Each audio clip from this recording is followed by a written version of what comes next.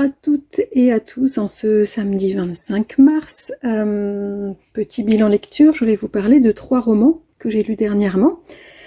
Alors, tout d'abord, j'ai lu Le sel de tous les oublis de Yasmina Khadra, donc, qui est un auteur algérien dont j'avais évidemment entendu beaucoup parler, mais que je n'avais jamais lu, et donc j'ai lu ce roman de l'auteur qui est sorti en 2020.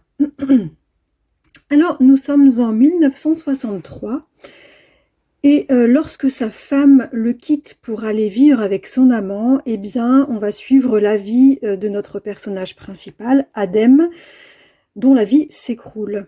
Adem, il est instituteur et il plaque son job pour partir sur les chemins, pour vivre sa vie loin des hommes, puisqu'il est dégoûté.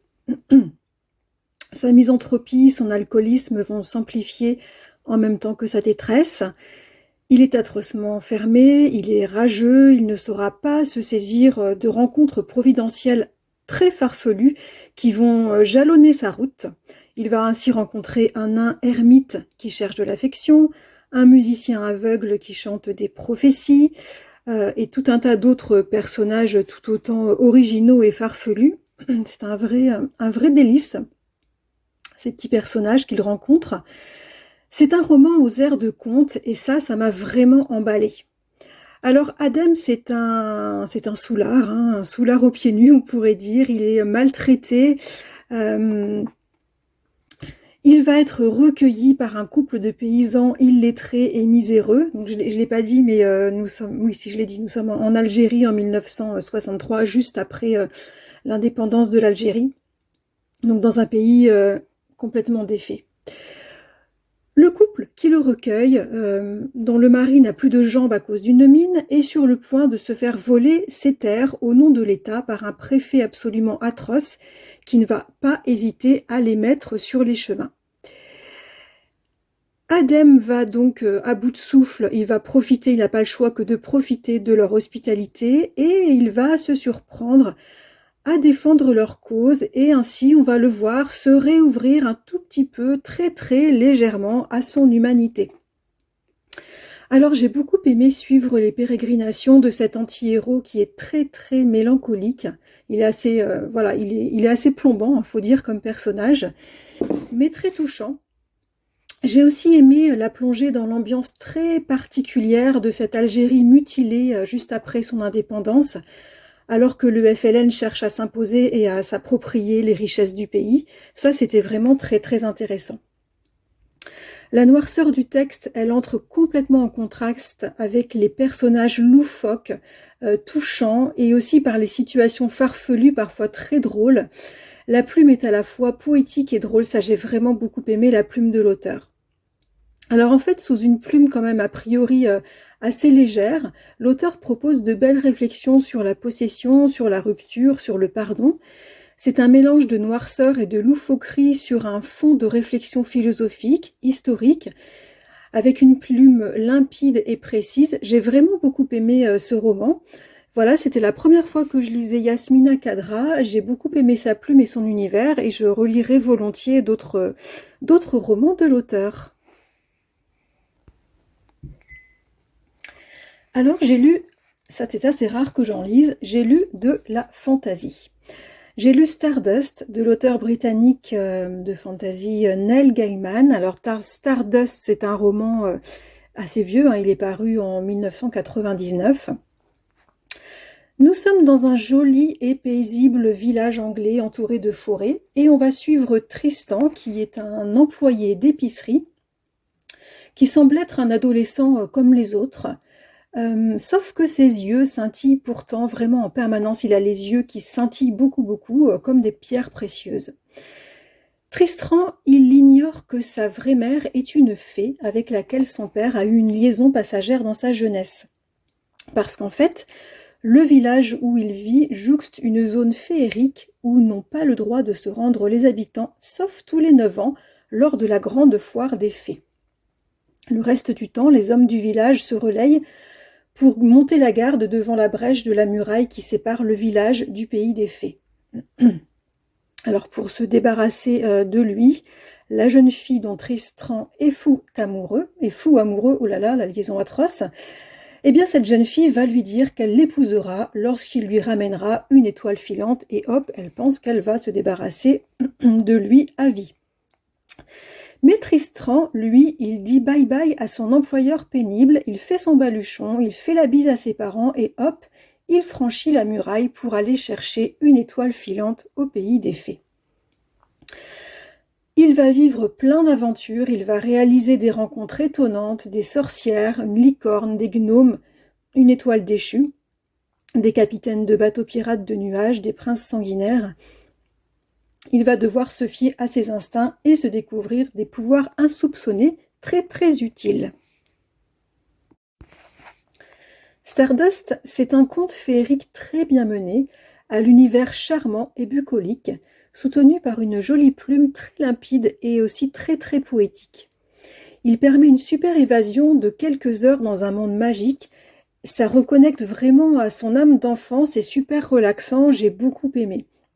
Ça a été une lecture vraiment bien agréable, qui change un peu de mes lectures habituelles et en fait ça a été un compagnon absolument idéal lors de quelques journées un peu difficiles à l'hôpital la semaine dernière. Je suis vraiment bien contente d'avoir sorti ce roman fantasy qui traînait dans ma palle depuis plusieurs années. D'ailleurs, il avait plusieurs fois failli en partir. J'avais failli le donner dans des boîtes à livres et ça aurait été une grosse erreur parce que j'ai vraiment pris beaucoup de plaisir avec ce roman. Et du coup, j'ai bien envie de lire d'autres titres de Neil Gaiman.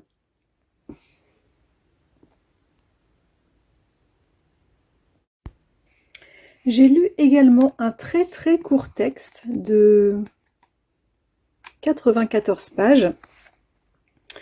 Un texte d'Hervé Letellier, un texte qu'il a publié en 1996 qui s'intitule « Moi et François Mitterrand ». Alors Hervé Letellier, c'est lui qui avait remporté le prix Goncourt avec L'Anomalie en 2020. L'Anomalie que je n'avais d'ailleurs pas du tout aimé, mais qui a eu beaucoup de succès. Alors j'ai été très intriguée par ce tout petit texte qui semblait absolument surréaliste et j'ai succombé il y a quelques semaines, je l'avais acheté en librairie. Nous sommes en été 1983 et un homme ordinaire envoie une carte postale au nouveau président de la République pour le féliciter de son élection et pour lui parler de ses vacances à Arcachon. Quelques mois plus tard, cet homme recevra une lettre type de l'Élysée, mais notre homme, qui est atteint de franche mythomanie, va y déceler les signes d'une amitié naissante avec le président François Mitterrand. Il va continuer donc de lui écrire, et malgré les mêmes réponses types de l'Élysée à chacun de ses courriers, il va entamer une correspondance de plusieurs années avec François Mitterrand, lui racontant sa vie et celle de son chat, ses déboires amoureux et professionnels. Il est persuadé d'une réelle intimité et amitié avec le président, qui, dès qu'il le peut, bien évidemment, intervient discrètement en sa faveur. Il est complètement mythomane. C'est absolument truculent d'entrer dans le délire de ce personnage, par ailleurs très très sympathique. Alors en tant qu'ami intime de François Mitterrand, enfin tout du moins il en est persuadé, il se permettra quelques années plus tard de contacter les nouveaux locataires de l'Élysée et d'autres amitiés ou bien inimitiés vont éclore de son imaginaire débordant. La relation qu'il développe avec Jacques Chirac est particulièrement croustillante. D'ailleurs, j'ai noté, je voulais vous lire la première lettre ou la deuxième lettre qu'il lui envoie. Elle est vraiment très drôle. Monsieur le Président, cher Jacques Chirac, Choupette, ma chatte dont je vous ai parlé dans ma dernière lettre, mange joyeusement ses croquettes à mes côtés. Elle est revenue, le croirez-vous, quelques jours à peine après que j'ai eu posté ma lettre. Aussi penaude que la pomponnette de la femme du boulanger. Ah, quel beau film! J'ignore si vous y êtes pour quelque chose, mais dans le doute, je vous remercie infiniment du soin que vous avez pris. Je vous ai vu hier à la télévision avec votre épouse Bernadette. Avec sa permanente et son tailleur, elle n'avait pas l'air, accommodante. Je sais bien que le bon français exigerait que j'écrive l'air accommodant sans accorder le féminin. Mais vous verrez, l'usage finira par faire loi. Bref, pour revenir à votre Bernadette, j'ai moi-même été naguère fiancée à une femme d'un caractère difficile, pour tout vous dire, un vrai dragon. La mienne s'appelait Madeleine, donc c'est sans rapport. Recevez mes meilleurs sentiments, Hervé Letellier.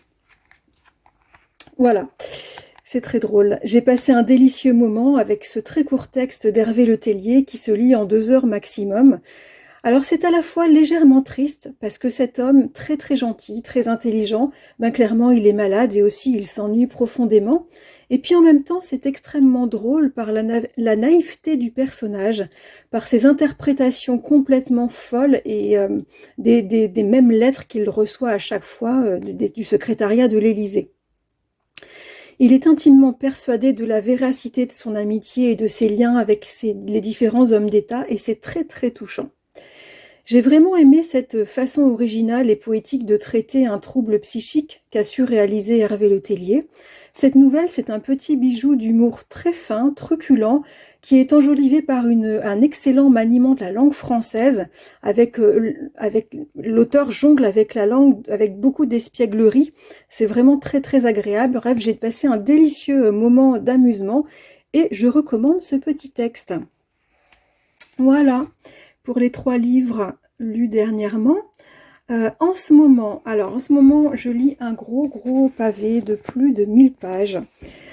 Le Prince des Marais de l'auteur américain Pat Conroy, dont j'avais adoré il y a quelques mois Beach Music, un roman. Donc Le Prince des Marais est un roman paru aux États-Unis en 1986.